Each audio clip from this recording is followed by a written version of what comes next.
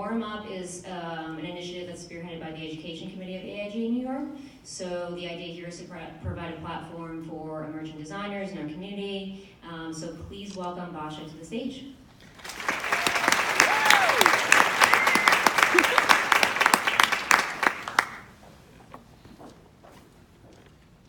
Hi.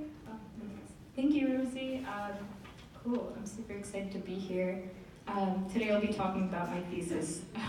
It's called All Men Are Friends. And it's an exploration of the kinship of masculinity via bro culture. In this project, a bro is defined as a man who identifies with a larger group of men in a similar subculture. All men are friends is a statement that argues an implicit connection between men who share the male identity regardless of their subculture. All Men Are Friends began with Frat Boy Bingo, which is an image I made that I still laugh, that unexpectedly blew up on Instagram in the spring of last year. Much to my surprise, this image is a reaction to how certain professors in the communications design department I've noticed treat the very few male students in their classes with more respect, friendship, and professionalism than they treat the rest of their majority non-male class. In making this image, I realized there were more truths about male kinship that I wanted to explore further. At its core, this thesis argues the fundamental sameness of shared culture between bros. I forget this is like funny, I'm just like going through it. The specific subset of bro culture is irrelevant. Frat stars are the same thing as skater boys. All have in common a systematic set of rules for shared visual culture and behavioral norms. These include maintaining a tight group, excluding non-men and people of color, objectifying women, asserting hypermasculinity, and perpetuating toxic masculinity. These axioms of bro culture are performed in attempts to maintain existing power structures of patriarchal domination. I wanted to start my thesis by commenting on bro culture in like a non-destructive way, by placing my own commentary on top of already existing content. I wanted to talk about icing. I don't know if anyone here knows what that is, because you're all like design people who are very educated.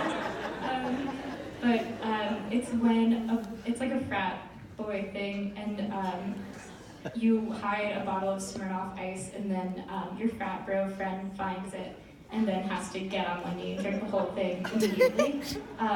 Or else they're excommunicated from being a bro. They can never, you get in trouble, you can never be iced again, you can never ice someone else again, and you're not considered a real bro. So it happens like this. And I started this thesis with this book, the icing book. And in this book, a singular bottle of ice is copied, stretched, scaled, and rotated and placed into visible hands of many groups. This kind of began my investigation into bro codes of behavior. The next thing I made was the bro poetry chapbook, where I wrote 20 poems as if I were a bro. The intention of each piece was to show different aspects of being a bro. Some triumphant, others dejected or failed. The goal of this piece was to understand bros as more than a singularity. And then I went back to the actual bro code. Here's some of it. It's from brocode.org if you're interested.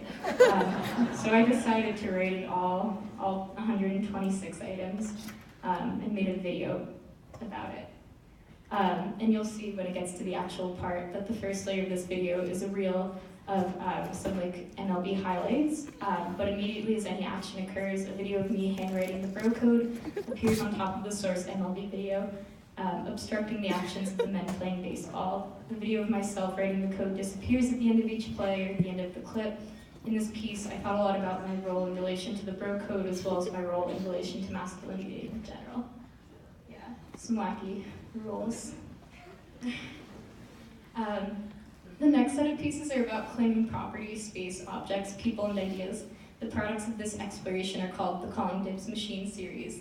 I put a few definitions from Urban Dictionary up on here. Calling dibs is an act performed by men that entails placing claims upon unknowing women. With the 3 calling dibs machines, my goal was to ridicule as well as reclaim the practice. So here's the first machine. It's a tarp. A really big tarp. This is our senior studio at Pratt. The second is the t-shirt. And the third, the most ridiculous, is the hand, which will come up in a sec. So it's just to physically claim things. Yeah, you got it. The final product of this thesis, I decided I should try to become what I was talking about, something I would never be able to become a bro, because I'm not a man. And as a non-man, I've never been able to join male identity groups fully. So since frat stars are the same thing as skater boys, I decided to be a skater boy. Also because I have always been afraid of skating in public because I was scared of skater boys judging me. So I made this, I kept a record, took documentation and made a book. I skated every day for 7 days and tried to emulate skater boy stereotypes that I felt were appropriate with varying levels of success. I was not able to become a skater boy, obviously, but impersonating one, if only for a moment, made me feel more okay to take up space in skating. I made a process book about the whole thing, but I will not talk about that now. But if you want to talk more about this, because it's a really complicated thing, you can email me. Thank you.